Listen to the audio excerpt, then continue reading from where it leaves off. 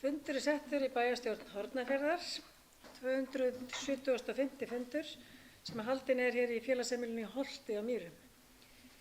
Mætt í dag Björgvin Óskar Sigurjónsson, Íris Heiða Jóhannsdóttir, Finnur Smári Torfason, Páll Róbert Matthíasson, Stefanía Anna Sigurjónsdóttir, Sæmundur Helgason, svo sem hér stendur Ásgerður Gylfadóttir. Með okkur hér bæjarstjóri Matthildur Ásmundardóttir og starfsmaður fundarins Bryndís Bjarnason og svo tæknimaðurinn Tjörfi Óskarsson sem sendir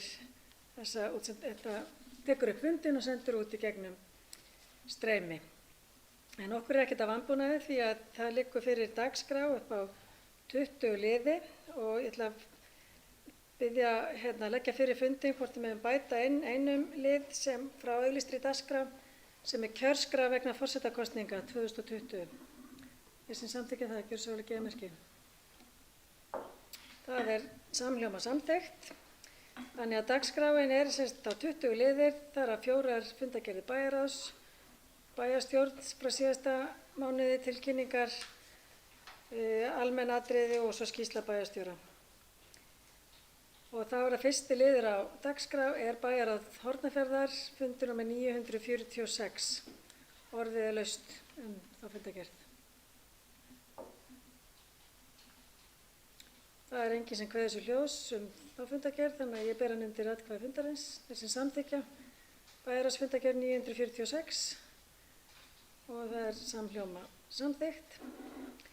Þá það bæjarráð Hornafjarðar 947. Orðið laust. Sæmundur Helgason, gjörðu svo vel.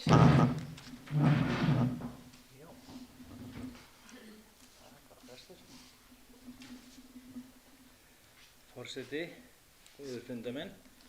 Það virkilega gaman að vera hér á Mýrum í fyrsta skipti sem ég hér á fundi í bæjarstjórn og það bara góður bragur á því.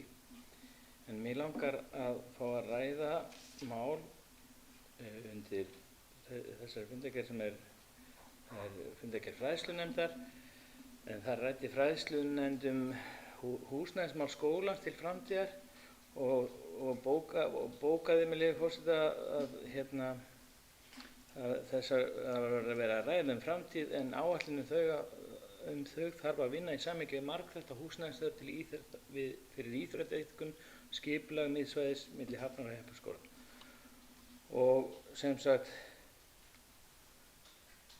það gott að sjá að fræðslunefnd áhersum að skoða heildstætt þær byggingar sem vantar og þann húsakost sem fyrir skóla og íþróttamál. Og svo það auðvitað bæjarstjórn sem heldur utan budduna hverju sinni sem okkar hlutverk þá að forgangsraða verkefnum. Og fræðslunefnd mjög áhugasöm þetta verkefni og ég vona að við séum það öll. Og hér farið að ræða svona svolítið stærri hugmyndir heldur en kannski áður. Það verið að skoða bæði íþróttamál, skólamál og eitthvað hljóta alla þessar hugmyndir sem ræddar á fundi fræðslunefndar að kosta.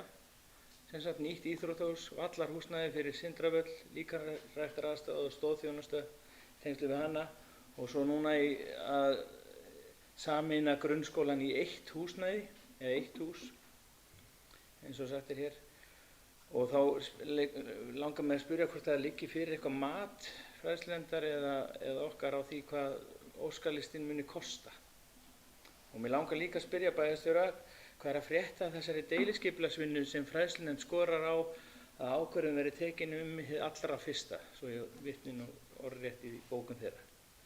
Og eins og framkemur í bókum fræðslunefndar þá rótin að þessum höfundum komin til vegna áætlana uppbyggingu á nýju íþróttahúsi og aðstöðu fyrir líkamsræktarstöð og jafnvel önnur íþróttamannvirki.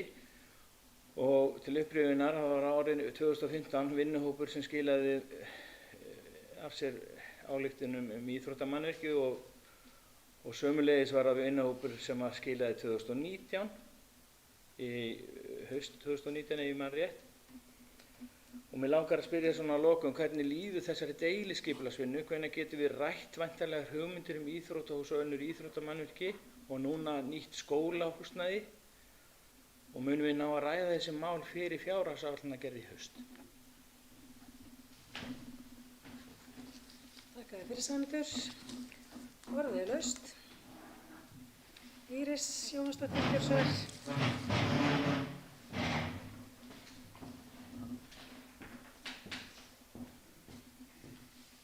Já, forseti, góða fundamenn. Ég þakka þessar spurningar Sæmundar. Það er rétt að það eru vangaveltur skólamálin og það var tekin ákvörðun eða svona fyrstu skref í skólamálum í tengslum við þetta miðsvæði á síðasta fundi nefndarinnar og það var samhugur að við sæjum skólan fyrir okkur í einu húsnæði í framtíðinni, hvenær svo sem það verður. Og þá finnst okkur eðlilegt að vinna það, að þessi vinna haldist í hendur, það er að segja íþrótta, mannvirki og skóli. Það er ekkert sem liggur fyrir núna í sambandi við kostnað, af því þetta er bara svona algjöru frumstigi, en ég veit að er ekki 2021 eða 2 þar sem íþróttahúsamálin fara af stað, svona fyrst sinn, en hitt kemur síðar skólahúsnæðið. Þannig að þetta er svona, að svo stöddu þá er staðan þessi. Takk. Takk fyrir þetta, Íris. Orðið er laust. Matthildur Ásmundardóttir, gjörðu svo vel. Já, forseti og ágætu fundarmenn. Mig langaði að koma þá aðeins inn á deiliskipulagsvinnuna, stöðuna á henni. Allt eru þetta þættir sem þarf að ræða samhliða þessari deiliskipulagsvinnu. Það er að segja hvernig sjáum við fyrir okkur skólabyggingar til framtíðar og íþróttamannvirki og jafnframt eru þarna hús á þessum svæðum sem að þarf að ræða sömuleiðis á svæðinu sem er undir í þessari deiliskipulagsvinnu. Þannig að þetta er allt undirbúningur í áttina að því að koma deiliskipulagsvinnunni eitthvað áfram og þar er meðal annars til umræðu hús Vegagerðarinnar, íþróttahús, líkamsræktaraðstaða, skólahúsnæði til framtíðar. Þannig að við þurfum ekki að fara aftur í þessa deiliskipulagsvinnu eftir 5 ár þegar menn vilja fara að gera eitthvað annað. Þannig að það er svona grunnurinn, við erum í grunnundirbúningnum núna og vonandi getum við farið að stað með deiliskipulagsvinnuna í haust.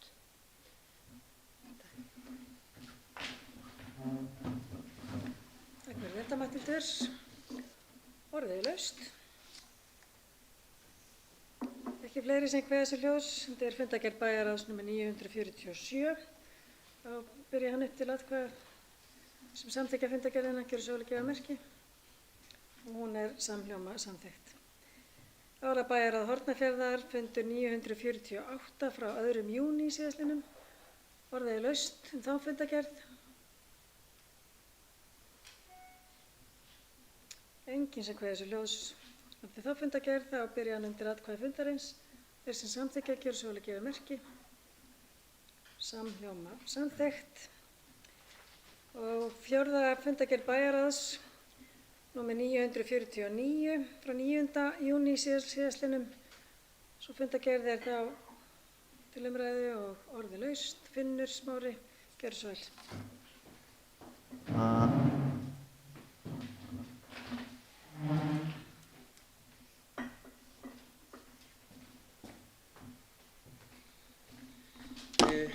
Forseti, aðri fundamenn. Það eru 2 mál sem ég langar að vekja athygli á undir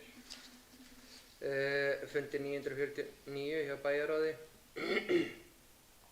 Annars vegar er það undir öðrum lið, það er hérna fundagerð umhverfis- og skipulagsnefndar. Mér langar að vekja athygli á,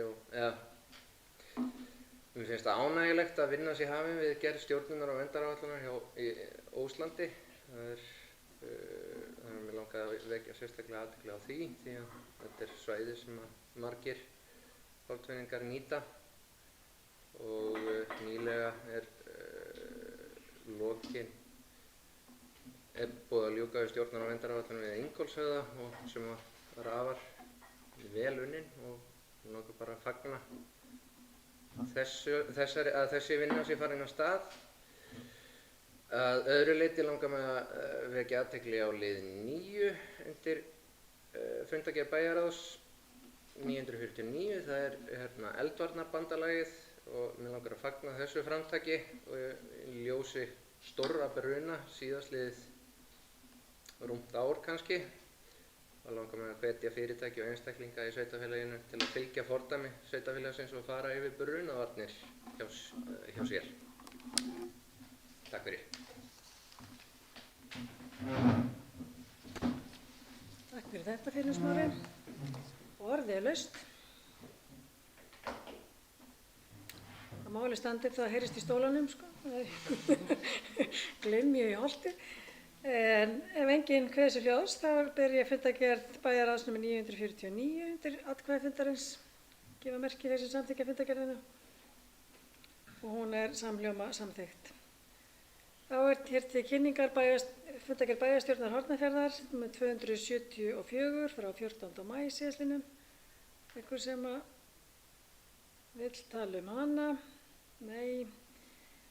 Og þá skellum við okkur í almenn mál. Það er 7. liður, ársreikningur HSU Hornafirði 2019. Það er bæjarstjóri Matthildur Ásmundardóttir sem fylgir því máli úr hlaði.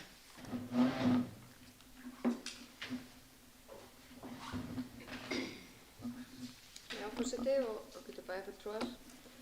Bæjar á vísað ársreikningnum til kynningar í bæjarstjórn og einnig er efni hans tiltekið í viðauka við fjárhagsáætlun 2020 sem er hér síðar á dagskrá.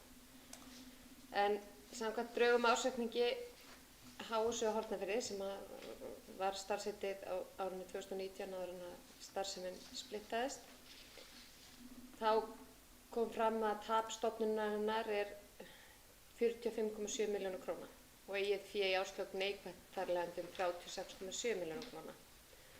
Og það er ljóst að rekstur með sömu forsendum gengur ekki og mun leiða til greiðsluþrots stofnunarinnar. Rekstur þessa árs stefnir í 40 milljóna króna halla og því er brýnt að fara í aðgerðir til að minnka halla á yfirstandandi rekstrarárs og treysta rekstrargrundvöll. Það hefur verið starfshópur að störfum á hjúkrunarheimilinu sem hefur það markmið að ná fram hagræðingu í rekstri sem meðal annars hefur leitt til lokunar mötuneyti frá klukkan 16 á daginn og einnig hefur verið sett á yfirvinnubann og samhliða er unnið að skilgreiningu öryggisviðmiða á hjúkrunardeildinni út frá mönnun. Leitað er allra leiða til að ná fram hagræðingu án þess að segja upp starfsfólki. Bæjarráð hefur fengið til sín erindi frá starfsmönnum þar sem þeir hafa lýst yfir óánægju sinni með þær breytingar sem kynntar hafa verið en haldnir hafa verið fundir með starfsmönnum málið með stjórnendum og bæjarstjóra. Bæjarstjórn hefur, gerir ráð fyrir, fullan skilning á þeirra óánægju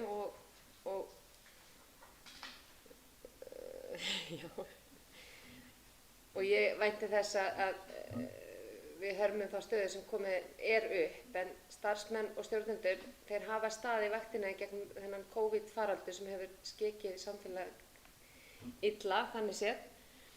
En starfsmenn þarna hafa staðið sig með mikilli prýði og tel ég víst að við getum þakkað þeim fyrir þetta óeigingjarna framlag í gegnum þessa erfiðu tíma. En það er þó ljóst að við þurfum að ná niður þessum hallarekstri, annars lendir það jú á sveitasviði að standa undir honum það.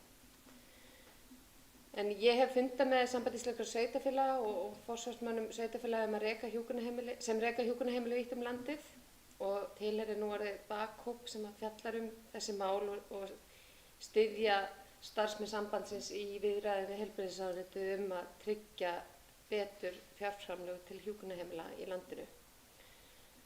Og þau meðal annars funduðu með heilbrigðisráðherra fyrir stuttu síðan þar sem að heilbrigðisráðherra kynnti áformum að muni vera framkvæmd úttekt á hjúkrunarheimila sem vonandi þá leiði til þess að framlög til þessara heimila verði endurskoðuð og réttlátari. Þannig að hægt verði að reka þessa hjúkrunarheimili í landinu án þess að sveitarfélögin þurfa að leggja til þess fé ár hvert. Ég hef lagt hérna fram bókun með leyfi forseta hérna undir fundargerðina og bara kalla eftir kannski umræðu það. Takk fyrir.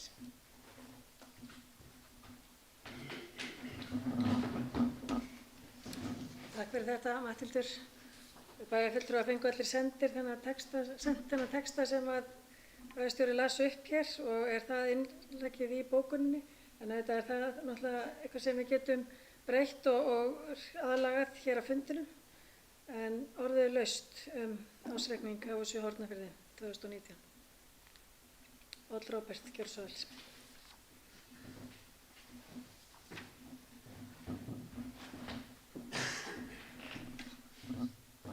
Forseti og ágætu bæjarfulltrúar. Já, við erum hérna að tala ársreikning fyrir árið 2019 hjá HSÍ á Hornafirði heitir það þá, eða hétt það þá, ég held að heitir nú HSA í dag eða eitthvað svoleiðis. Allavega, Heilbrigðisstofnun Suðausturlands. Og þar, já, kemur þetta fram að við erum í ansi stórum mínus fyrir síðasta ár, sem er náttúrulega mjög leitt því að það náttúrulega lendir bara beint á sveitarfélaginu og það er svo sem verið að vinna í því að leita leiðréttinga sem að við teljum að mörgu leyti að eiga minni. En það er eitt sem að þegar ég fór nú að spóla mig í gegnum þetta plagg sem að svolítið stingur í augun, það er launakostnaður fyrir síðasta ár sem hækkar 49 milljónir króna milli ára sem getur verið alveg eðlilegt að það náttúrulega það geta verið launahækkanir og ýmis annar kostnaður. En það sem kemur líka fram í þessum ásetningi er að ársverkum fjölgar úr 50 í 55 sem eru heil 10%. Þannig að maður spyr sig hvort að það getur nú verið ykkur, allan að við höfum ekki fengið neina skýringu á því af hverju ársverkum fjölgar 10% á milli ára og væri gott að fá þær. En þegar að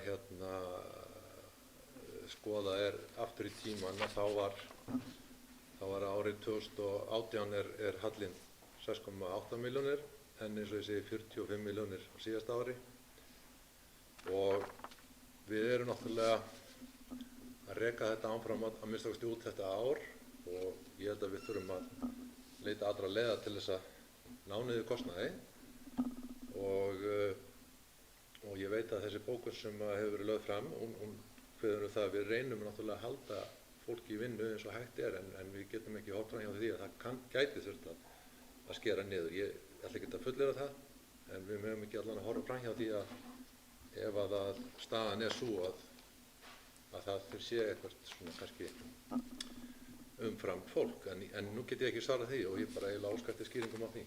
Takk fyrir. Takk fyrir þetta, Páll Róbert. Fleiri sem vilja taka til máls, áður en að bæjarstjóri kannski kemur og svarar. Sæmundur Helgason, gjörðu svo vel.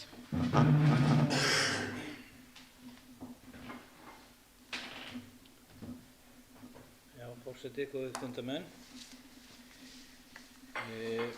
Já, þessi rekstrarvandi, hann er grafalvarlegur og bókunin sem við fjöllum líkur á því að út frá þessari rekstrarniðurstöðu þá sjáum við okkur sveitarfélagi Hornafjörður ekki annað fært en að skila rekstrinum af okkur tilbaka til ríkisins en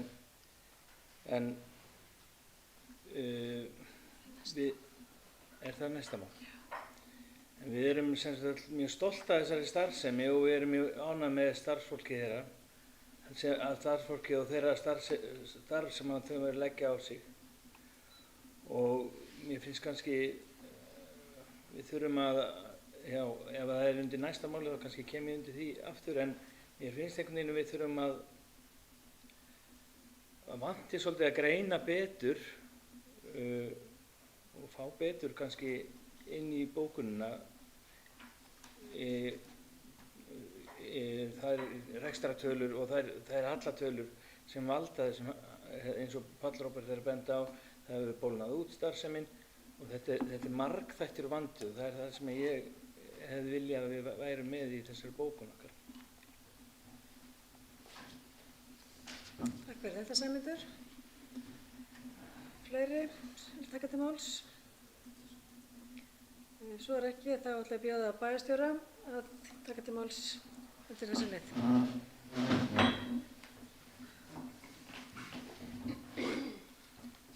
Já, forseti og bæjarfulltrúar. Takk þessi fyrirspurn og eðlilegt að menn velti fyrir sér hvað sé að valda þessari gríðarlegu aukningu á hallarekstri. Þetta er gjörbreyting frá árinu 2018 og vekur auðvitað spurningar. En eins og kom fram hérna í inngangi af þessu máli þá eru þetta drög ársreikningi og þegar að endurskoðandi skoðaði gögnin betur kom í ljós að þetta voru ekki aukning 5 stöðugildi heldur 3 eða 2 ársverk þar að segja. Það kemur ekki fram í þessu skjali en það mun koma fram í endanlegri útgáfu af ársreikningnum. Þetta voru vitlaus gögn sem voru fengin þarna við vinnsluna í upphafi. Og ástæðan fyrir það að fjölga 2 ársverk er bara mögulega lítil stjórn á því hvernig er ráðið inn til starfa eða aukin hjúkrunarþyngd. Og það hefur einnig komið fram í gegnum tíðina, eða núna í kringum áramót þegar var skrifað undir nýja samninga við Sjúkratryggingar Íslands um rekstur hjúkrunarheimila, að þá var klippt á þessa tengingu á hjúkrunarþyngd og daggjöldum. Það er að segja áður fyrr voru hækkuðu daggjöldin eftir því sem hjúkrunarþyngd skjólstæðinga jókst, en það er ekki gildi lengur. Það er að segja eðli samkvæmt ef að hjúkrunarþyngd skjólstæðinga þyngist eða eykst, þá þarf að manna betur til þess að annast það. En Sjúkratryggingar Íslands ákvaða að aftengja það. Ég var aðeins búin að rýna tölurnar og launakostnaðurinn hækkaði 9% árinu 2019 á meðan að tekjuaukningin í formi daggjalda hækkaði eingöngu 2%. Og á sama tíma vorum við líka að glíma við það að ekki náðist að fullnýta dagdvalarrými á síðasta ári og voru tíma 3 einstaklingar að fylla rými sem áttu að vera 6 einstaklingar í. Og sem segir okkur það að við erum að þjónusta þá skjólstæðinga okkar betur heim. En á sama skapi þarf þá mögulega að fækka þessum dvalarrýmum og það er hluti af hagræðingartillögunum, það er að segja að breyta þessum dvalarrýmum yfir í hjúkrunarrými og færa þau þá mögulega inn á hjúkrunarheimilið fyrr en áætlað var. Það var alltaf og hefur verið á skipulagi að setja þau inn á nýtt hjúkrunarheimili. Þegar nýtt hjúkrunarheimili verður byggt þá verði þessi dvalarrými aflögð og hjúkrunarrýmunum fjölgað 3 á móti sem er sami rekstrarkostnaður af hendi Sjúkratrygginga Íslands. Þannig að það liggur fyrir umsókn hjá Sjúkratryggingum Íslands að fækka dvalarrýmum eða útrýma dvalarrýmum og umbreyta þeim í 3 hjúkrunarrými og jafnframt liggur fyrir umsóknum að fjölga dagdvalarrýmum af því við höfum verið að nýta þau mun betur heldur en við höfum fengið greitt fyrir. Við fáum greitt fyrir 7 rými á alla jafna en það eru yfirleitt í kringum 10-12 manns í þessum rýmum en það hefur verið í rauninni ekki það hefur verið meðvituð ákvörðun að þjónusta þessa einstaklinga. Þannig að þetta er margþætt vandamál, það er að segja launakostnaðurinn hækkaði og umfram þessi ársverk sem fjölgaði, það voru inngreiðslur sem kjarasamningum á síðasta ári sem ég hef nú beðið framkvæmdastjórann að greina betur og það var tekjuskerðing í formi daggjalda og einnig hækkuðu húsaleigugreiðslur. Það eru svona helstu skýringarnar á þessum rekstri sem bólnaði út og daggjöldin hækkuðu mjög lítið. Þannig ég vona að þetta svari þessum spurningum.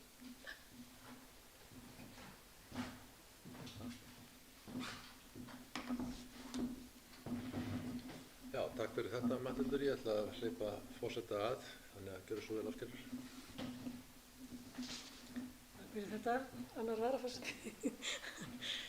En mér langar aðeins að ræða hér eitt mál sem vantar í rauninni inn í bókunina. Það er að Sveitarfélagið Hornafjörður er með þjónustusamning rekstur heilbrigðisþjónustunnar og þá þessi halli að við þurfum að mæta honum með fé úr sveitarsjóð því að það er náttúrulega eins og kemur fram í máli bæjarstjóra að í rauninni ef þetta væri bara almennt fyrirtæki þá væri það bara farið í greiðsluþrot eða þurfti að fara að skuldsetja sig og annað slíkt en á meðan að sveitafélagið náttúrulega tekur á sig þennan samning að reka stofnunina þá þurfum við að leggja inn það sem upp á vantar ég veist ekki koma kannski alveg nógu skýrt fram í, en við bara bætum það.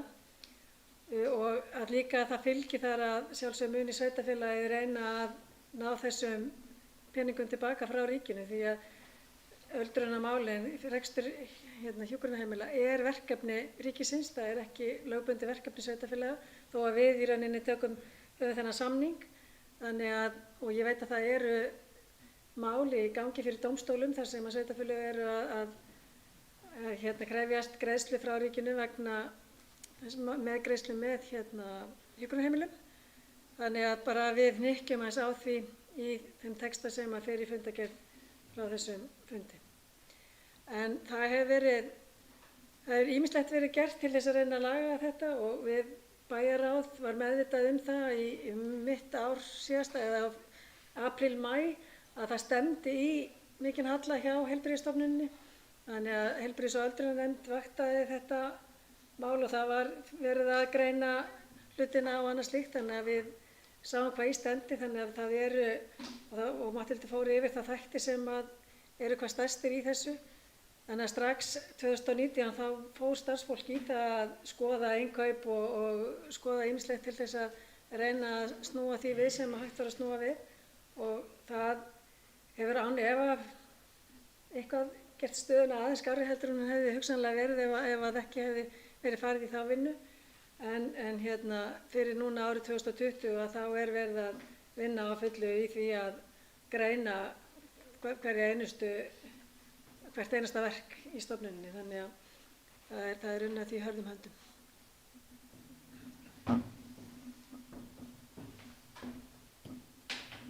Takk fyrir þetta, Ásgerður, og orðið er ennþá laust undir lið 6 sem er ársreikningur á þessu að Hornafirði. Er einhverju fleiri sem vilja tjá sig það? Svo er ekki, en er þetta ekki lagt fram til kynningar, eða ekki bara kynningar? Þetta er lagt fram til kynningar. Já. Þá förum við yfir í mál nr. 7 sem er rammas. Kannski bara bókunin, sko, það er rauninni ræðan og við þurfum að aðlaga hana svolítið. Já, ef við kannski að gera. Við erum ekki búin að móta áhorfni breytingarna.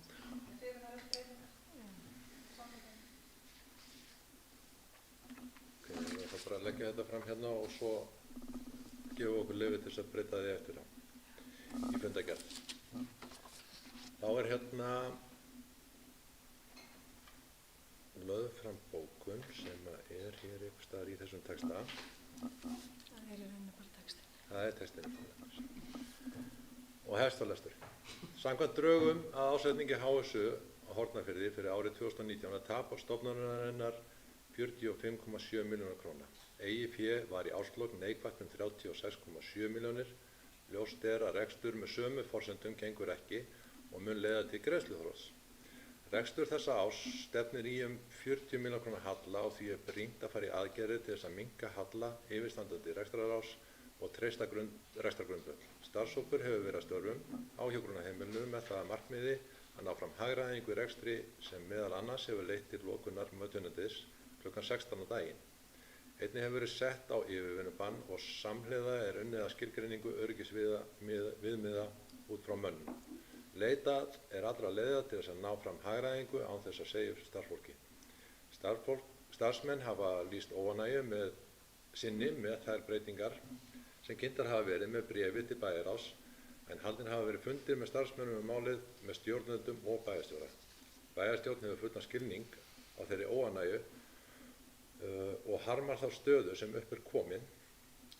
Starfsmenn og stjórnendur hafa staðið vaktina í gegnum COVID-faraldurinn með mikilli prýði og vill bæjarstjórn þakka þeim óeigingjarnt framlag í gegnum þennan erfiða tíma. Það er þó ljóst að leita þarf allra leiða til að ná niður hallarekstri í stofnunarinnar. Bæjarstjóri hefur fundað með Sambandi íslenskra sveitarfélaga og forsvarsmönnum sveitarfélaga sem reka hjúkrunarheimili víða land og unnið er að því hörðum höndum að fá fjárframlög til reksturs hjúkrunarheimila í landinu leiðrétt. Heilbrigðisráðherra hefur kynnt áform að framkvæmt verði úttekt á rekstri hjúkrunarheimila sem mun leiða til þess að samningar verði teknir upp og fjárframlög endurskoðuð. Og ég legg þessa bókun undir samþykki fundarins og bið þá sem eru samþykkir að gefa mér merki. Það er samþykkt með 7 atkvæðum. Með fyrirvara nota bene orðalagsbreytingar á eftir. Takk fyrir það. Samþykkt með 7. Og þá er komið að 7. máli sem er rammasamningur milli SÍ og Sjúkratrygginga Íslands og hjúkrunarheimila þjónustu hjúkrunarheimila. Bæjarstjóri Matti, þú gjörðu svo vel.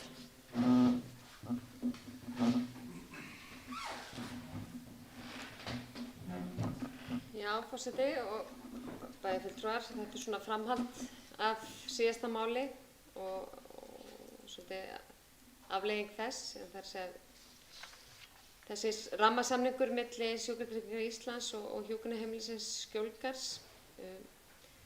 Eins og kemur fram í máli hér á undan ársreikninginn, þá er reksturinn ekki nægilega góður og sveitarfélagið þarf að leggja fram fé til þess að tryggja reksturinn út þetta ár.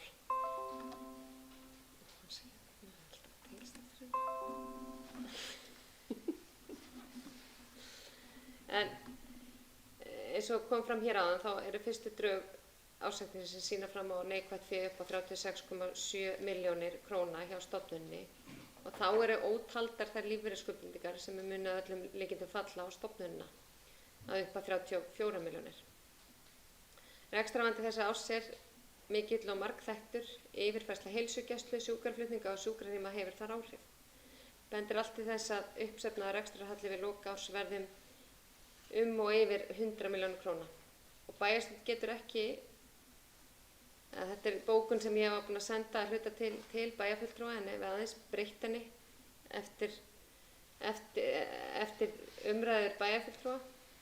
En það er alveg ljóst að bæjarstjórn mun ekki geta sætt sig við þennan rekstrarvanda til lengri tíma og það eru hér sveitarfélög vítt landið að taka ákvarðanir að segja upp þessum samningum og er þá sveitarfélagið Hornafjörður mögulega í þeirri stöðu að þurfa að gera það og bæjarráð hvetur í rauninni bæjarstjórn til þess.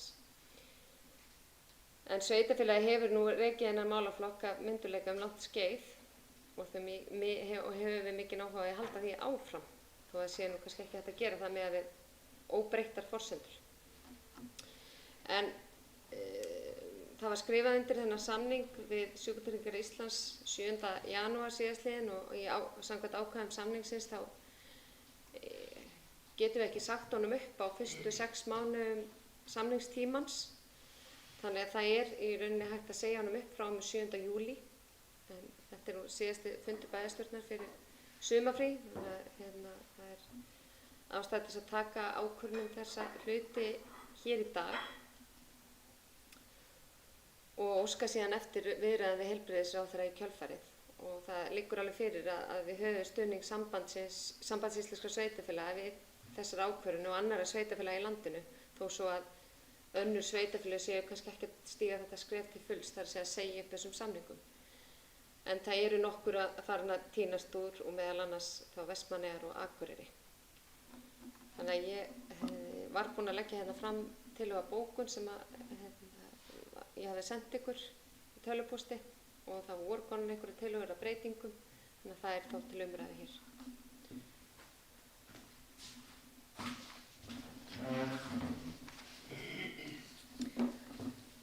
Takk fyrir þetta, Matthildur.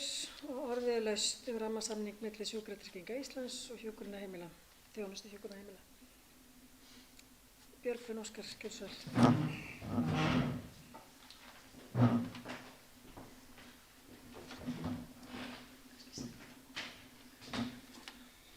Forseti, ágætu fundarmenn.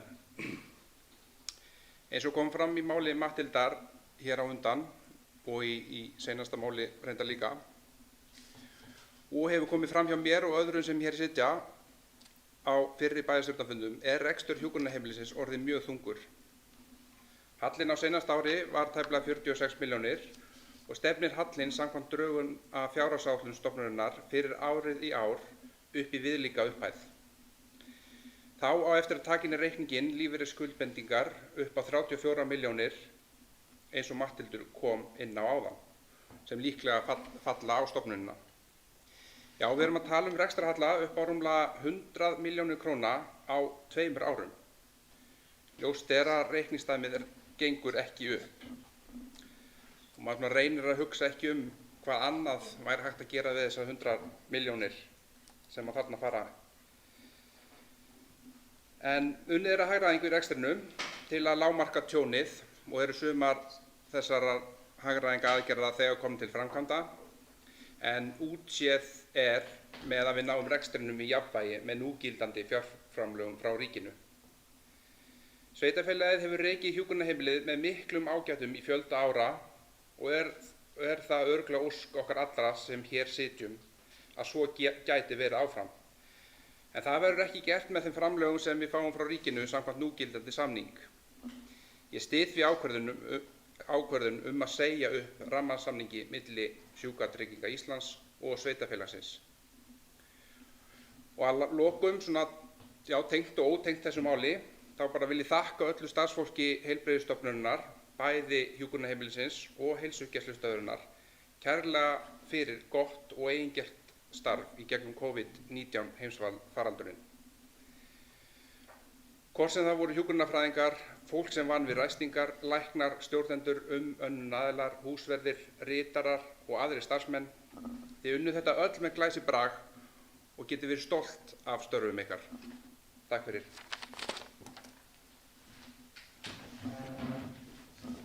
Takk fyrir þetta, Björgvin. Orðið er laust. Sæmundur Helgason, gjörðu svo vel.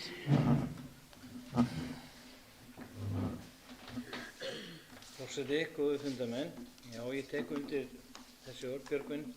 Þakkir til starfsfólksins og er mjög stoltur af starfseminni sem fer fram. Og mér finnst þetta flækir verulega málin að tekjumódel áætlana sem við vorum að tala um áðan og eru varðandi þessa bókum. Hún stenst ekki sem skyldi og skýringin sem við fáum að miklu leyti fólgin í að ríki ekki að standa sig að fjármagna reksturinn samkvæmt eigin gæðakröfum sem aukast og meðal annars í hækkun á leigu húsnæðis eins og við fáum skýringarum sem samt rekstrarsamningur og við erum skuldbundin náttúrulega til að leigja af ríkinu húsnæðið samkvæmt samningi. Og skýringarnar eru margar og vandinn er margþættur en augljóslega vantar sem sagt á tekjuhliðina og þrátt fyrir að flestum steinum hafi verið velt við til hagræðingar í rekstri þá nást endar engan veginn saman og það er þetta lága framlag frá ríkinu sem að virðist vera að vantar helst þar. Og það er með því fororði sem sveitarfélagið Hornafjörður sér ekki annað fært en að svo komum máli en að skila rekstrinum til ríkisins. En við náttúrulega óskum eftir því í leiðinni að fá viðræður við heilbrigðisráðuneytið og heilbrigðisráðherra hvernig ríki getur staðið betur að þannig að framhald getur orðið á rekstrinum. Rekstri sveitarfélagsins á þjónustunni. Við erum stolt af starfseminni, við viljum alveg halda henni áfram, en við þurfum meira tekjuframlag.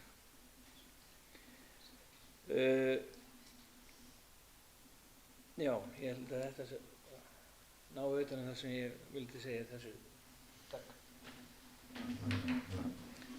Takk fyrir þetta, Sæmundur. Orðið er laust. Páll Róbert, gjörðu svo vel.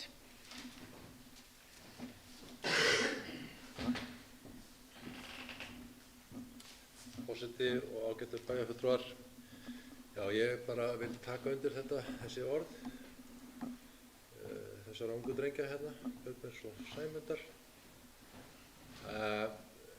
Þetta er rauninni svolítið sorgarmál vegna þess að það er rétt sem að menn segja. Við erum búin að reka þetta meira og minna frá 1996 ef ég man þetta rétt og gert það mjög vel en svo er núna búið að splitta upp rekstrinum og HSU og Selfossi að fara að reka hluta, stóran hluta, meðan að við sitjum eftir kannski með verri bitana, skulum við segja, allavega fylgir því ekki nógu mikið fjármagn. Og frá því að ég fór að skipta mér af stjórnmálum hérna á Hornafirði þá held ég að allir heilbrigðisráðherrar sem hafa komið til valda á þeim tíma hafa reynt að breyta þessu eða taka þetta af okkur eða skerða þetta einhvern veginn og sem er alveg ótrúlegt þegar við hefum rekið þetta með þessum árangri í öll þessi ár. Þannig að ég held að við séum bara nauðbeðin til að segja upp þessum samningi, þó í þeirri von að það fáist einhver leiðrétting og við getum ekki þetta áfram. Þannig ég styð þessa tillögu. Takk fyrir þetta, Páll Róbert. Orðið er laust. Matthildur, gjörðu svo vel. Já, forseti og bæjarfulltrúar, takk fyrir þessa góða umræðu. Mig langaði kannski aðeins að nota tækifæri hér til að upplýsa bæjarfulltrúa það að ég átti fund með starfsmönnum Skjólgarðs núna á miðvikudaginn, í gær sem sagt. Það sem að við fórum yfir bara stöðu mála og fórum yfir aðdragandann og þær viðræður sem hafa verið í gangi, bæði við Samband íslenskra sveitarfélaga, Heilbrigðisstofnun Suðurlands og Samband íslenskra sveitarfélaga og bara önnur sveitarfélag í landinu. Og það er alveg ljóst að það eru öll sveitarfélag að glíma við þennan vanda, að reksturinn er að þyngjast og það eru allir sammála að það gengur illa að ná einhverju samtali við ráðuneytið þessi mál. Þess vegna höfum við verið að þrýsta á sambandið í að fara með okkur í þessa viðræður og sem er að raungerast núna. Og það kom fram á fundi núna í byrjun vikunar með sveitarstjórum allt land að sú tillaga að þau sveitarfélög sem hafa sagt upp eða eru það bil að fara að segja upp samningum, þessum samningum með rekstur hjúkrunarheimila muni fara saman til viðræðna við heilbrigðisráðuneytið til þess að meðal annars að sýna stuðning hvert við annað, samhliða því að Samband íslenskra sveitarfélaga mun berjast fyrir málstaðnum. Þannig að ég tel að nú sé að færast mun meiri þungi í þennan þrýsting á ríkið af þeirri ástæðu einni að reksturinn hefur þyngst verulega bara síðustu ár. Þannig að það er auðvitað engin gleði tíðinda að fara að segja upp þessum samningi en starfsfólk á Skjólgarði sýndir því ágætan skilning og jafnvel bara tók undir það að við myndum segja upp þessum samning meðal annars til þess að þrýsta á ríkið að verða við okkar óskum eða allavega á einhvern hátt. Ég mun allavega hvetja til þess að við höldum áfram þessum rekstri. Ég held að við getum alveg gert það jafnvel á ríkið og ekki betur. Ríkið er ekkert að reka mörg hjúkrunarheimili í landinu. Heldur eru það oft sjálfseignarstofnanir eða sveitarfélög og það er bara þannig að á landsbyggðinni eru heimilin smærri og þau eru bara ekki hagkvæm rekstrareining og þar af leiðandi er þetta miklu þyngra í þessum litlu plássum allt land en ef við viljum þjónusta íbúan okkar þar sem þeir búa þá fylgir því meira fjármagn. Það geta ekki allir átt heima í Reykjavík eða Akureyri þar sem heimilin eru stóru og eru auðveldari í rekstri. Þannig ég held að það sé bara mjög mikilvægt að koma þessum sjónarmiðum á framfæri við heilbrigðisráðherra þegar við fáum fund með honum ef ákvörðun er tekin að segja upp þessum samningum í dag.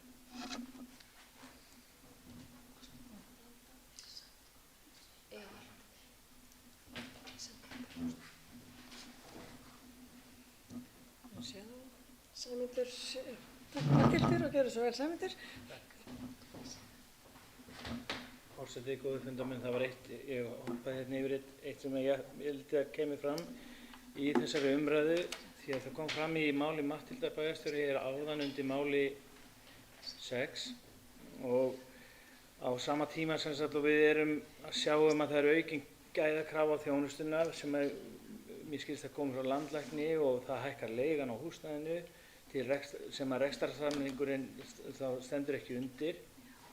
Og ég var að nefna áðan að tekjumódel áætlana stendur ekki sem skildi, þá komu þessar upplýsingar sem við þurfum allavega að taka vel utan þessar upplýsingar sem að Matthildur kom með áðan varðandi rekstrarniðurstöðuna þessi skýring að aukin hjúkrunarþyngd valdi því að auka þar þurfti mönnun og það þarf að halda vel utan alla þessar staðreyndir inn í þetta samtal og þannig að ég bara hvet okkur og starfsmenn til þess að halda til haga öllum staðreyndunum þannig að við höfum tölurnar, greinum þetta niður í alveg einingar og brot til þess að rétta af þennan hallarekstur og þá fyrir framtíðarsamtalið að fá nægilegt rekstrarfé. Því það fer ekki alveg sama hljóð og mynd ef það er aukin hjúkrunarþyngd og það komi þá ekki tekjur á móti.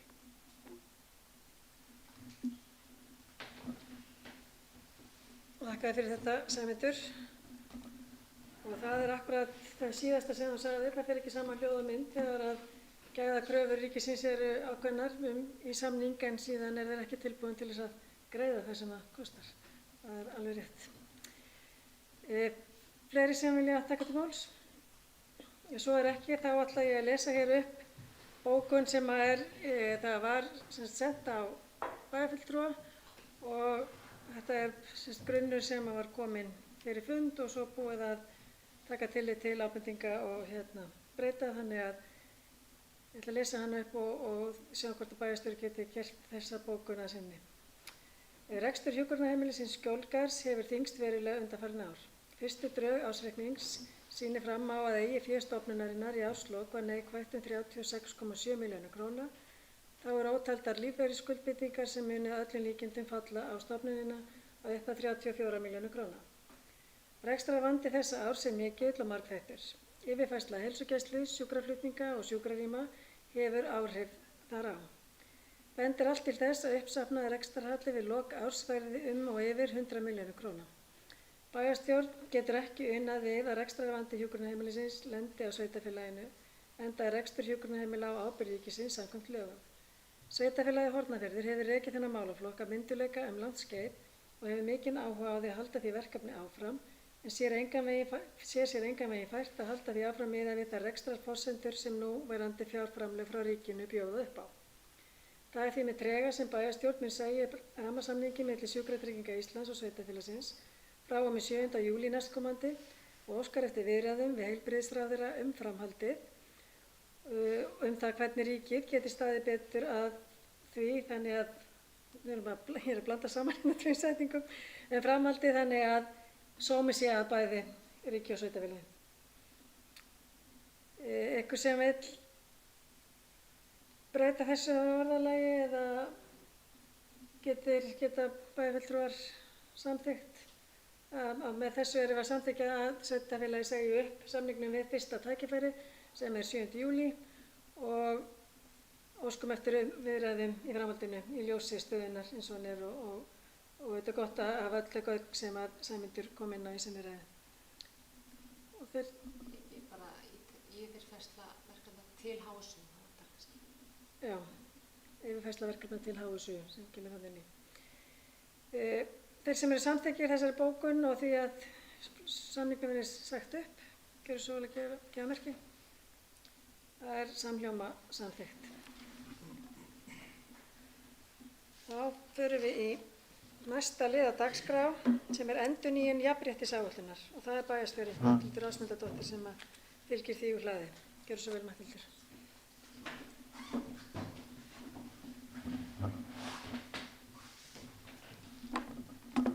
Forseti og ágætu bæjarfulltrúar. Endurskoðun hefur átt sér stað á jafnréttisáætlun sveitarfélagsins og hefur verið í vinnslu nokkurt skeið og nú er lokið umfjöllun hjá öllum nefndum sveitarfélagsins sem hafa tekið hana til umsagnar en engar athugasemdir voru gerðar við breytingarnar á áætluninni. En helstu breytingar frá fyrri jafnréttisáætlun eru að henni hefur verið skipt upp í tvennt þar sem skert er á því sem sveitarfélagi vinnur að út á við í jafnréttismálum annars vegar og hins vegar sem atvinnurekandi. Þannig að ég legg hér til að þessi jafnréttisáætlun verði samþykkt af bæjarstjórn.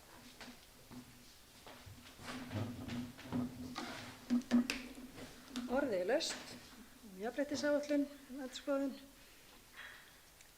Enginn sem kveður sér hljóðs það mál. Á þeir sem eru samþykkir því að samþykkir jafnréttisáætlunni eins og hún liggur hér fyrir, gjörðu svo alveg gefa merki. Hún er samhljóma samþykkt. Það er 9. mál á dagskrá, viðauki við fjárhagsáætlun 2020 og það er bæjarstjóri sem að fylgir því úr hlaði.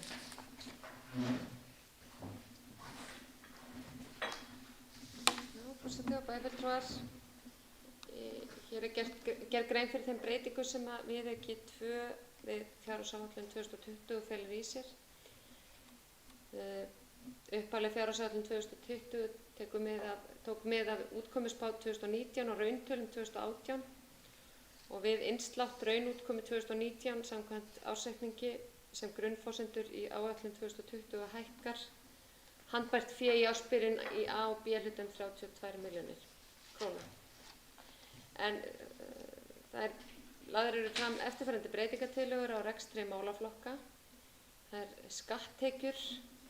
Það enn mikil óvissa ríkjandi hvað varðar áhrif af COVID-19 faraldrinum og því fyrst sinn áætlað að skatttekjur skerðist samtals 111 milljónir króna, þar sé útsvar og jöfnunarsjóður. En í ljósi mikilla hækkana launa í nýgerum kjarasamningum eru útsvarstekjur hækkaðar 89 milljónir króna eftir niðurfærslu 72 milljónir króna vegna COVID. Þannig að samtals lækkun skatttekna í viðauka 2 eru því 22 milljónir króna. Það gert ráð fyrir að tekjur sundlaugar skerðist 5 milljónir króna vegna COVID-19. Það var samþykkt hjá bæjarráði að hækka greiðslur til foreldra vegna dagvistar í heimahúsum og það hefur þau áhrif að kostnaðurinn hækkar 3,4 milljónir króna. Jafnframt aukin aðsókn í daggæslu. Í bæjarráð samþykkti á fundi sínum 2. júní síðastliðinn 5 milljónir króna aukafjárveitingu til grunnskóla Hornafjarðar til spjaldtölvukaupa og í ljósi þeirra umræðu sem hefur átt sér stað hér áðan ársreikning Skjólgarðs þá samþykkti bæjarráð á fundi sínum 2. júní síðastliðinn rekstrarframlag til hjúkrunarheimilisins vegna tapreksturs 2019 samtals 37 milljónir króna. Bæjarráð samþykkti 19. maí síðastliðinn auki fjármagn til kynningamála að fjárhæð 10 milljónir króna og varðandi launaliðina þegar unnið var að gera fjárhagsáætlun 2020 ríkti mikil óvissa í kjaramálum. Nú hefur verið samið við langflestar stéttir og niðurstaða samninga hærri en upphaflega forsendur gerðu ráð fyrir, það 5,5% launahækkun. En samkvæmt nýgerum kjarasamningum hækkunin 12%. Og við fjárhagsáætlunargerð voru settar 40 milljónir króna á launabreytingalið en vegna fyrrgreindra óvissu nú ljóst að sá varasjóður dugir ekki. Og búið að enduráætla launaliði í samræmi við niðurstöðu kjarasamninga auk þess sem launaáætlun vinnuskólans var uppfærð vegna aukinnar aðsóknar. Og heildarhækkun launaliða því 104 milljónir króna. Og í varasjóði 40 milljónir króna eins og áður segir og hækkun launaliða í viðauka 2 því 64 milljónir króna. Og varðandi framkvæmdaáætlunina þá eru hér lagðar fram ákveðnar eftirfarandi breytingartillögur að í vöruhúsa 4. áfanga 2020 var hækkun 17 milljónir króna þar sem tilboði sem barst var 20% yfir kostnaðaráætlun. Viðauka 2, hér lagt til að viðauka 2 verði mætt með lækkun á handbæru fé og viðbótar lántöku 50 milljónir króna. Og gögnunum fylgir einnig yfirlit málaflokka, rekstur, sjóðstreymis og framkvæmda. Undir þetta skrifar Ólöf Ingunn Björnsdóttir fjármálastjóri.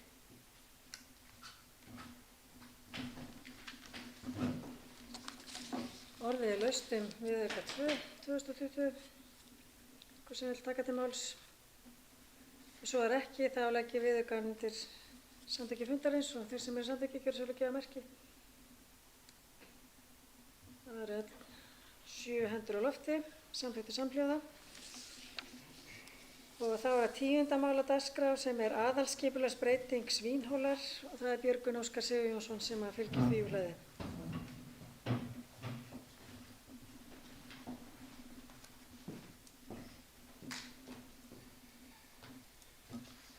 Forseti, góðir bæjarfulltrúar. Meginmarkmið með aðalskipulagsbreytingunni að staðsetja nýtt verslunar- og þjónustusvæði og skógræktar- og landgræðslusvæði á Svínhólum. Svæðið afmarkað á uppdrætti og nánari skilmálar eru settir í greinargerð. Heimilt verður að byggja upp ferðaþjónustu með gistingu hóteli sem hýst getur alltaf 203 gesti. Einnig gert ráð fyrir aðstöðu fyrir starfsfólk í sérhúsi og 20 heilsárshúsum þar sem dvalið yrði aðeins hluta árs. Áform eru einnig upp skógrækt á jörðinni í samræmi við samning við skógræktina nytjaskógrækt. Tillögurnar voru í kynningi frá og með miðvikudaginn 21. mars 2020 til þriðjudagsins 5. maí 2020. Umsagnir hafa borist frá atvinnuvega- og nýsköpunarráðuneyti, Umhverfisstofnun, Veðurstofunni, Náttúrufræðistofnun, Hafrannsóknastofnun, Heilbrigðiseftirliti Austurlands og Minjastofnun. Umhverfis- og skipulagsnefnd hefur brugðist við þeim og unnið svör. Ég legg til að bæjarstjórn geri svör skipulagsnefndar að sínum og samþykki breytingu á aðalskipulagi við Svínhóla og vísi henni í lögformlegt ferli.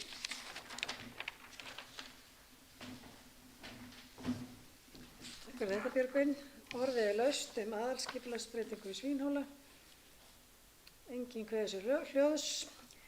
Þannig að þessi samþykkja að gera svör skipulagsnefndar að bæjarstjórnar og samþykkja breytingu á aðalskipulagi, vísin í lögformlegt ferli, sögulega gefa merki og það er samþykkt samhljóða. 11. mál á dagskrá er deiliskipulag Svínhólar. Björgvin Óskar Sigurjónsson, gjörðu svo vel.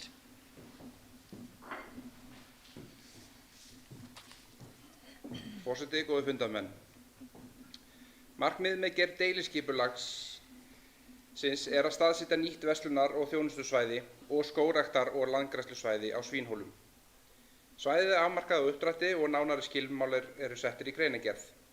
Heimilt verður að byggja upp ferðaþjónustu með gistingu eða hóteli sem hýst getur allt að 203 gesti. Einnig er gert ráð fyrir aðstöðu fyrir starfsfólk í sérhúsi og 20 heilsárshúsum, þar sem dvalið yrði aðeins hluta úr ári. Áform eru einnig upp skógrækt á jörðinni í samræmi við samning við skógræktina nytjaskógrækt. Deiliskipulagstillagan var í kynningu frá 25. mars síðastliðinn til 5. maí síðastliðinn. Umsagnir bárust frá atvinnuvega- og nýsköpunarráðuneyti, Umhverfisstofnun, Veðurstofunni, Náttúrufræðistofnun, Hafrannsóknastofnun, Heilbrigðiseftirliti Austurlands og Minjastofnun. Umhverfis- og skipulagsnefnd hefur brugðist við þeim og unnið svör. Ég legg til að bæjarstjórn geri svör umhverfis- og skipulagsnefndar að sínum og samþykki nýtt deiliskipulag að Svínhólum og vísi því í lögformlegt ferli. Takk fyrir. Takk fyrir þetta, Björgvin. Orðið er laust deiliskipulag við Svínhóla. Páll Róbert, gjörðu svo vel.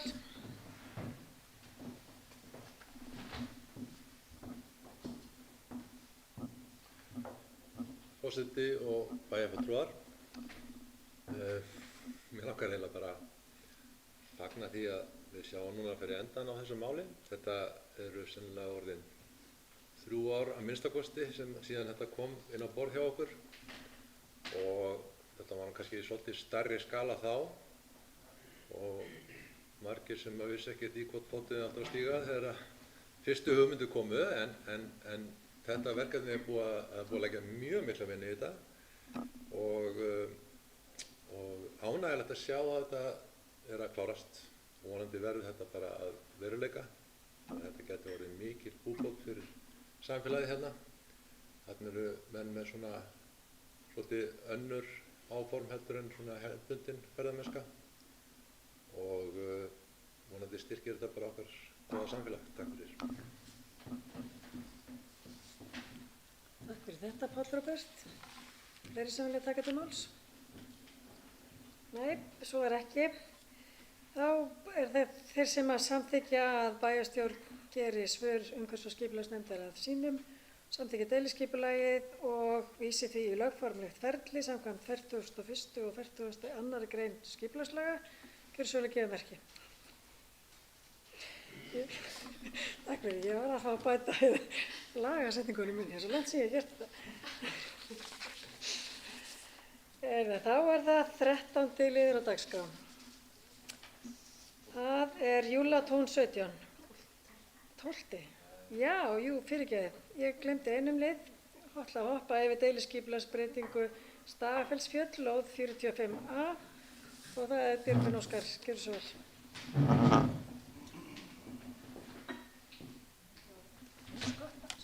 Forseti, góðir bæjarfulltrúar. Fyrirhuguð er óveruleg breyting á deiliskipulagi vegna stækkunar á sumarhúsi hefur verið kynnt landeigendum og lóðarhöfum á aðliggjandi lóðum sem hafa lýst því yfir skriflega að þeir geri ekki athugasemdir við óverulega breytingu á deiliskipulagi. Ég legg til að bæjarstjórn samþykki óverulega breytingu á deiliskipulagi í Staðarfellsfjöllum og geri bókun umhverfis- og skipulagsnefndar að sinni og vísi því í lögformlegt ferli. Takk fyrir. Takk fyrir þetta, Björgvin. Orðið er laust deiliskipulagsbreytingu Staðarfellsfjöllum lóð 45A. Enginn sem kveður sér hljóðs. Þeir sem samþykkja tillögu Björgvins gjöra svo vel að gefa merki. Það eru 7 hendur á lofti. Þá er það 13. mál á dagskrá. Júlatún 17. Grenndarkynning hefur farið fram vegna stækkunar á lóð við Júlatún 17 og samsvarandi minnkun á lóð við Júlatún 15. Engar athugasemdir bárust. Og ég legg til að bæjarstjórn samþykki grenndarkynninguna. Þeir sem orðið er laust þetta mál. Enginn sem kveður sér hljóðs. Þeir sem samþykkja grenndarkynningu við Júlatún 17 gjöra svo vel að gefa merki. Það eru 7 atkvæði með því. Það er 14. mál á dagskrá, Hafnabraut 20, beiðni breytingu á aðalskipulagi Sveitarfélagsins Hornafjarðar. Það er erindi dagsett 13. maí 2020 þar sem óskað er eftir breytingu á aðalskipulagi vegna Hafnabrautar 20 sem í dag er á íbúasvæði og að því verði breytt í miðsvæði. Skipulagsnefnd leggur til að ekki verði gerð breyting á aðalskipulagi vegna Hafnabrautar 20. Og ég legg til að bæjarstjórn hafni breytingu á aðalskipulagi vegna Hafnabrautar 20. Orðið er laust. Enginn sem kveður sér hljóðs. Þeir sem að samþykkja að bæjarstjórn gerir sama á umhverfis- og skipulagsnefnd og hafni þessari beiðni gjöra svo vel að gefa merki. Það eru 7 atkvæði. Og það er 15. mál á dagskrá, það er breyting á aðalskipulagi Fiskhóll 11. Það er erindi dagsett 27. maí 2020 þar sem óskað er eftir breytingu á aðalskipulagi 2012 til 2030 og landnotkunar á lóðar á Fiskhóll 11 sem í dag er íbúabyggð en verði breytt í verslunar- og þjónustusvæði. Skipulagsnefnd leggur ekki til að gerð verði breyting á aðalskipulagi vegna Fiskhóls 11. Orðið er laust þetta mál. Enginn sem kveður sér hljóðs. Það leggir til að bæjarstjórn hafni breytingu á aðalskipulagi vegna Fiskhóls 11 og þeir sem samþykki því gefa merki og það er samþykkt með 7 atkvæðum. 16. mál á dagskrá er tilkynning framkvæmd Silfurbraut 25, sólstofa og þakskipni. Umhverfis- og skipulagsnefnd leggur til að framkvæmdin verði grenndarkynnt samkvæmt 44. grein skipulagslaga fyrir nágrunnin í raðhúsinu með því fororði að aðrar mögulegar sólstofur við húsið verði sambærilegar. Orðið er laust þetta mál. Enginn kveður sér hljóðs. Það leggir til að farið verði í grenndarkynningu fyrir Silfurbraut 25. Þeir sem samþykkja það gjöra svo vel að gefa merki. Það er samþykkt með 7 atkvæðum. 17. liður á dagskrá. Borgir, umsókn byggingaráform og byggingarleyfi. Umsókn byggingarleyfi fyrir frístundahús á Borgum í Nesjum. Fyrirhuguð bygging er á landbúnaðarlandi. Samkvæmt aðalskipulagi er heimilt að byggja 1 frístundahús á lögbýlum. Ekkert deiliskipulag er í gildi á svæðinu. Ég legg til að bæjarstjórn samþykki að heimilt verði að byggja frístundahús samkvæmt meðfylgjandi gögnum án deiliskipulagsgerðar og án grenndarkynningar þar sem framkvæmdin varðar ekki hagsmuni annarra en landeigenda og umsækjenda. Og orðið er laust þessi áform. Enginn kveður sér hljóðs, þannig að þeir sem samþykkja þessa tillögu gjöra svo vel að gefa merki. Það eru 7 atkvæði. Og 18. liður á dagskrá er fundi bæjarstjórnar á bæjarráðs sumarið 2020. Já, hún er númer 18 fyrir geði, þá ætla ég að spóla hans tilbaka. Það var liður sem við bættum inn á áður auglýsta dagskrá, það er kjörskrá vegna forsetakosninga 2020. Erindi barst frá Þjóðskrá Íslands þar sem framkoma leiðbeiningar meðferð kjörskrárstofna vegna forsetakosninga 27. júní 2020. Jafnframt lagði fram stofnað kjörskrá fyrir sveitarfélagið Hornafjörð sem unnin hefur verið að Þjóðskrá Íslands og yfirfarin af starfsmanni sveitarfélagsins. Alls eru 1515 á kjörskrá sveitarfélagsins fyrir þessar kosningar. Ég legg til að bæjarstjórn samþykki framlag á kjörskrá eins og hún liggur fyrir og fel bæjarstjóra að undirrita hana. Þeir sem samþykja þetta, það eru 7 atkvæði og kjörskrá því samþykkt. Þá er það liður 19. Það er fundi bæjarstjórnar og bæjarráðs sumarið 2020. Það er lögð fram tillaga fundartíma bæjarráðs meðan að bæjarstjórn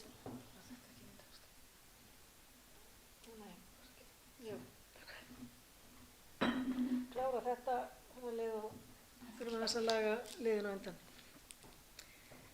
En varðandi fundi bæjarstjórnar og bæjarráðs að eftir þennan fund í dag þá fer bæjarstjórn í sumarfrí fram í ágúst og bæjarráð mun funda hálfsmánaðarlega á því tímabili og ég legg til að bæjarstjórn verði í sumarleyfi í júlí. Bæjarstjórn veiti bæjarráði fullt umboð til afgreiðslu mála þar til bæjarstjórn kemur aftur til starfa samkvæmt 8. grein samþykktar sveitarfélagsins Hornafjarðar. Og orðalaust þetta. Enginn sem kveður sér ljós, þeir sem samþykkja að gefa bæjarráði umboð bæjarstjórnar í sumarleyfi bæjarstjórnar. Eins og lagt það til, gefur svolítið gefamerki. Það verður samþykkt með 7 atkvæðum og það var smávægileg mistök hérna varðandi, sem geta orðið stórvægileg, varðandi kjörskrána og þannig að það fá að taka þann lið upp aftur ef að bæjarfulltrúar samþykkja. Er þið samþykkt því að spóla tilbaka? Enginn búinn að lesa þetta. Nei, mér láðist nefnilega að það eru 2 samþykktir undir þessum lið, þannig að ég hélt að seinni samþyktin tilheyrði öðru máli og las það ekki upp. En það er seinni samþyktin varðandi kjörskrá vegna forsetakosninga er þannig að ég legg til að bæjarstjórn veiti bæjarráði fullt umboð til fullnaðar afgreiðslu mála vegna kjörskrár. Og þeir sem samþykkja það, gjörðu svo vel gefamerki. Það eru 7 atkvæði.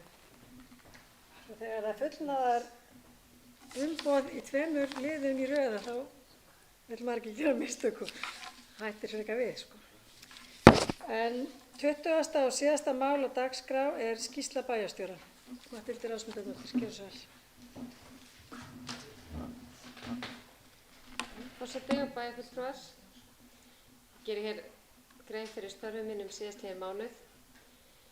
Fyrsta dagskrá er það hjúkrunarheimili sem hefur nú verið rætt töluvert á þessu fundi hér í dag.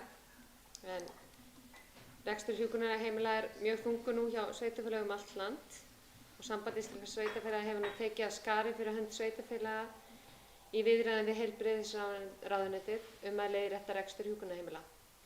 Nýjar rammasamningar voru undirritaðir síðustu áramót sem færðu rekstraraðilum þá hækkun sem ríkið hafði samþykkt í fjárlögum fyrir árið 2019. Á Hornafirði voru það 4,7 milljónir króna sem samningurinn skilaði á árinu 2019. Á sama tíma hefur rekstrarkostnaður hækkað, sem dæmi hefur launakostnaður hækkað 9% á árinu 2019 á meðan dvalargjöld hækkuð 2%. Reksturinn hefur gengið ágætlega undanfarin ár en nú hallar hratt undan fæti og hallareksturinn eykst stöðugt. Önnur hjúkrunarheimili á landinu eru að glíma við sama vanda. 30 rúma hjúkrunar- og dvalarheimili er mjög óhagstæð rekstrareining sem gerir það að verkum að sveitarfélaginu er nær ómögulegt að reka heimilið réttu megin við núllið. Ég hef nú setið 3 fundi með sambandinu og forsvarsmönnum sveitarfélaga sem reka hjúkrunarheimili þar sem þessi mál eru til umræðu og eru nú nokkur sveitarfélaga að íhuga það alvarlega að segja upp samningu við Sjúkratryggingar Íslands og sum hver hafa nú þegar gert það samanber Vestmannaeyjar og Akureyrarbæ. Mikil samstaða er á meðal sveitarfélaga þessi mál sem vonandi skilar árangri í viðræðum við heilbrigðisráðuneytið. Í gær átti ég fund með starfsmönnum Skjólgarðs þar sem ég gafst færi á að fara yfir málið í heild sinni en borið hefur á töluverðri óánægju meðal starfsmanna Skjólgarðs enda hagræðingaraðgerðir og breytingar yfirleitt umdeildar á meðal starfsfólks. Starfsmenn hafa staðið í vaktina gegn COVID-faraldurinn með miklum sóma og er ég full af þakklæti fyrir þeirra framlag. Íbúar bíða nú eftir framkvæmdum við byggingu nýs hjúkrunarheimilis enda hefur ferlið tekið ansi langan tíma. Hönnun er nú að mestu lokið og inni er að gera útboðsgagna. Og áætlað er, samkvæmt upplýsingum sem ég fékk í gær, að auglýst verði útboð á jarðvegsframkvæmdum í júní eða júlí og í kjölfarið nær haustinu verði byggingin sjálf boðin út. Í upphaflegu áætlunum var gert ráð fyrir að húsið yrði tekið í notkun í byrjun árs 2022 en líklegt er að sú tímasetning breytist eitthvað. Efnahagsleg áhrif COVID og skýrsla Byggðastofnunar. Byggðastofnun skilaði minnisblaði 12. maí til samgöngu- og sveitarstjórnarráðuneytisins efnahagsleg áhrif COVID. Þar kemur í ljós að áhrifin eru mjög misjöfn eftir sveitarfélögum og raðar Byggðastofnun sveitarfélögum í röð eftir alvarleika áhrifana og er metið að sveitarfélag Hornafjörður verði fyrir mikilli tekjuskeringu eða frá 11 til 22% og er það í 9. sæti yfir öll sveitarfélög á landinu hvað varðar alvarleika. Í kjölfar útgáfu skýrslunnar boðaði sveitarstjórnarráðuneytið þau sveitarfélög sem koma hvað verst út á fund til að undirbúa aðgerðir til stuðnings sveitarfélögum. Ráðuneytið mun hefja vinnu fyrst með þeim sveitarfélögum sem verða fyrir mestu áhrifum og í kjölfarið verði fundað með sveitarfélögin á Hornafirði. Við bíðum því eftir samtali við ráðuneytið og vonumst leið til þess að spá Byggðastofnunar mun ekki rætast. Samband sveitarfélaga á Suðurlandi, eða SAS, hefur haldið reglubundna samráðsfundi undanfarna 2 mánuði í tengslum við efnahagsleg áhrif COVID. Gott er að finna fyrir þessum stuðningi SAS og mikilvægt er að vera í góðu sambandi við önnur sveitarfélög og þingmenn Suðurlands sem einnig hafa setið þessa fundi. Sumarstörf og vinnuskólinn. Sveitarfélag auglýsti eftir námsmönnum til starfa í sumar með stuðning Vinnumálastofnunar. Nú eru námsmennirnir að tínast til starfa í Ráðhúsið, á Menningarmiðstöðina og í Áhaldahúsið. Vinnuskólinn er komin á fullt og bærinn er strax farin að taka breytingum. Rúmlega 60 börn voru ráðin í vinnuskólan og 15 sumarnemar í hinn ýmsu störf. Ekki eru skrifstofur fyrir alla starfsmennina og því er nokkuð þröngt á þingi í Ráðhúsinu þessar myndir. Þá var það ljósleiðaramálin. Ég hef unnið að undirbúningi ljósleiðaralagningar í Lóni undanfarnar vikur í samvinnu við Orkufjarskipti en unnið er að því að fá samþykki landeiganda og er það langt komið. Jafnframt er verið að skoða mögulegar útfærslu fyrir sumarbústaðabyggðinni í Stafafjörðsfjöllum ásamt annarri sumarbústaðabyggð í Lóni. Haldinn var stöðufundur vegna lagningu ljósleiðara í Nesjum en stofnlögnin er lögð með hitaveitunni. Gangi allt á óskum verður hægt að ljúka tengingum seint í haust, allavega á þessu ári. Lofar verktakinn. Ljósleiðarum í Öræfum var fyrsta ljósleiðaratenging í sveitarfélaginu og hef ég verið að funda vegna hans en það er komin viðhaldsþörf á ljósleiðarinu Öræfum. Þá var Vatnajökulsþjóðgarði. Það er mikið að vera þar. Nú er unnið að innleiðingu atvinnustefnu eftir að reglugerð atvinnustefnu þjóðgarðsins var samþykkt í umhverfisráðuneytinu og Alþingi. En opnað hefur verið fyrir umsóknir á vef Vatnajökulsþjóðgarðs fyrir fyrirtæki sem eru með eða stefna á starfsemi innan þjóðgarðs. Starfandi er matsnefnd sem ísitja þjóðgarðsverðir, aðstoðarmenn þjóðgarðsvarða og lögfræðingur þjóðgarðsins. Matsnefndin mun fara yfir allar umsóknir og meta með tilliti til stjórnunarverndaráætlunar og gefa eða mögulega hafna leyfunum.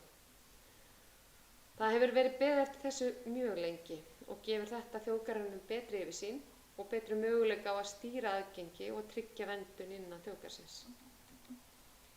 Húsnæðismál fyrir starfsfólk þjóðgarðsins hefur einnig verið til umræðu en nú býr flest starfsfólk í starfsmannabúðum í Skaftafelli. Nú er til skoðunar samstarf milli sveitarfélagsins og þjóðgarðsins að útbúa starfsmannahúsnæði í Hrollaugstöðum með það að markmið að tryggja þjóðgarðinum leiguíbúðir til lengri tíma. Unnið er að því að breyta skólahúsnæðinu í 5 íbúðir og mögulega vera 3 þeirra teknir frá fyrir Vatnajökulsþjóðgarð. Hönnun íbúðanna stendur yfir og vonandi skýrist fjármögnunarleiðin fljótlega. Aðeins varðandi Hornafjarðarhöfnina. Nú eru hafnar framkvæmdir við að dýpka Hornafjarðarhöfn en það er Trölli sem er með verkið og er áætlað að dýpka 46.000 rúmmetra.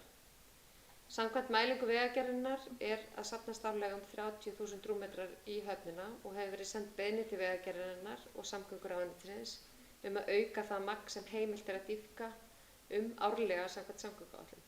En fram til þess hafa það verið 25.000 rúmmetrar. Dýpkunarframkvæmdirnar ættu að taka 2 vikur. Framkvæmdir eru jafnframt hafnar við gerð varnargarðs út í Einholtskletta og markmið þeirra framkvæmda er að takmarka innflæði á efni inn í grennslin og áætlað er að þeim framkvæmdum ljúki í lok sumars. Kátakots skólasýning og skólaslit. Málefni Kátakots sem hýsir lengda viðveru fyrir grunnskólabörn í 1. til 4. bekk hafa verið til umræðu hjá bæjarráði og fræðslu- og tómstundunefnd síðustu mánuði. Húsnæði er of lítið fyrir þann fjölda nemenda sem er í lengri viðveru. Síðasta vetur var hluti nemenda í trykkinu sem leysti húsnæðismálin að miklu leyti.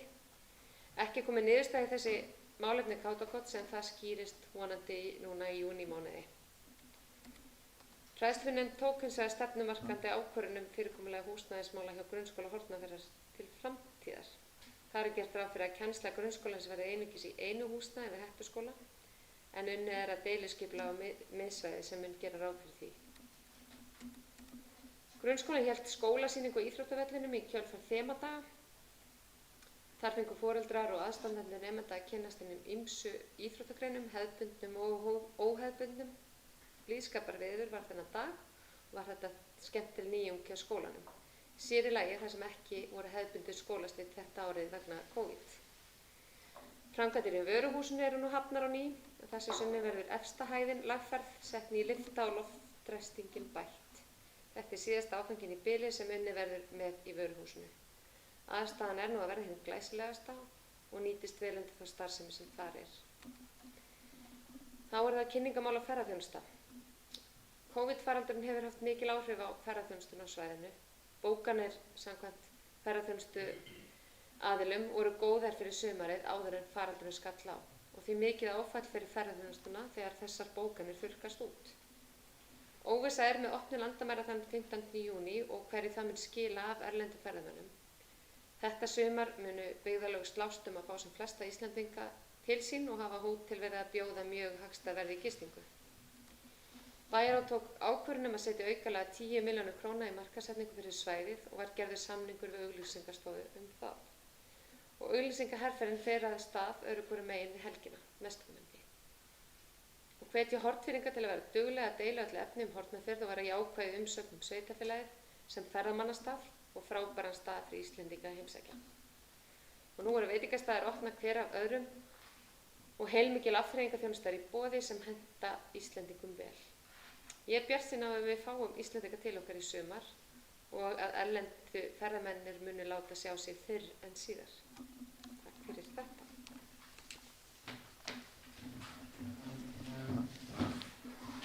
Takk bæjarstjóra fyrir þetta og þá gerum við hlé á fundi, förum yfir fundagerð